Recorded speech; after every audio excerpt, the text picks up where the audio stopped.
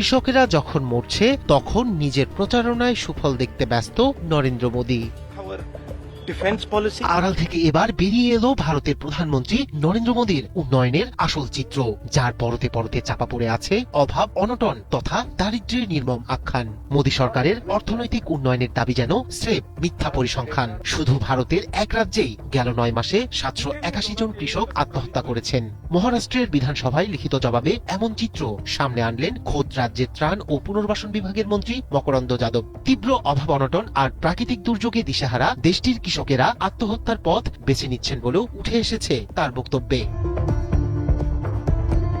উগ্র হিন্দুত্ববাদ ও জাতীয়তাবাদের কার্ড খেলে ভারতের নির্বাচনী রাজনীতিতে শক্ত জায়গা করে নিয়েছেন দেশটির প্রধানমন্ত্রী নরেন্দ্র মোদী। অমিত শাহর নেতৃত্বাধীন ভারতীয় জনতা পার্টি বিজেপি এই খেলায় সফল হয়েছে এবং একজন কারিশমাটিক নেতা হিসেবে টানা তৃতীয়বারের মতো ভারতের মসনদে বসে উন্নয়নের গালগল্প শুনিয়ে ক্ষমতা আঁকড়ে আছেন নরেন্দ্র মোদী। তবে এই মিথকে মিথ্যা প্রমাণ করল কৃষকদের আত্মহত্যার এক পরিসংখ্যান। তথ্য বলছে, ঋণ, ফসল নষ্ট হয়ে যাওয়া এবং অতিরিক্ত বৃষ্টিপাতের কারণে 2025 সালের প্রথম 9 মাসে শুধু ভারতের মহারাষ্ট্রে আত্মহত্যা করেছেন 781 জন কৃষক।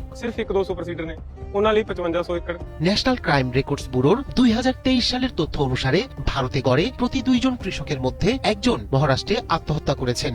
রাজ্যটিতে এখন পর্যন্ত রেকর্ড করা 6,669 জন কৃষকের আত্মহত্যার মধ্যে 4,150 জন কৃষক এবং 2,519 জন কৃষি শ্রমিক বলে এক প্রশ্নের জবাবে যাদব জানিয়েছেন।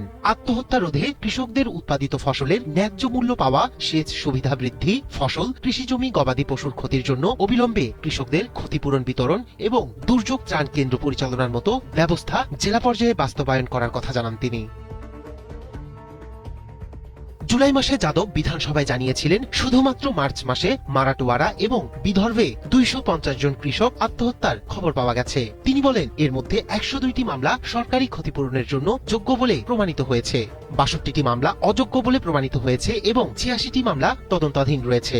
102টি যোগ্য মামলার মধ্যে 77টি পরিবার 1 লাখ রুপি আর্থিক সহায়তা পেয়েছে।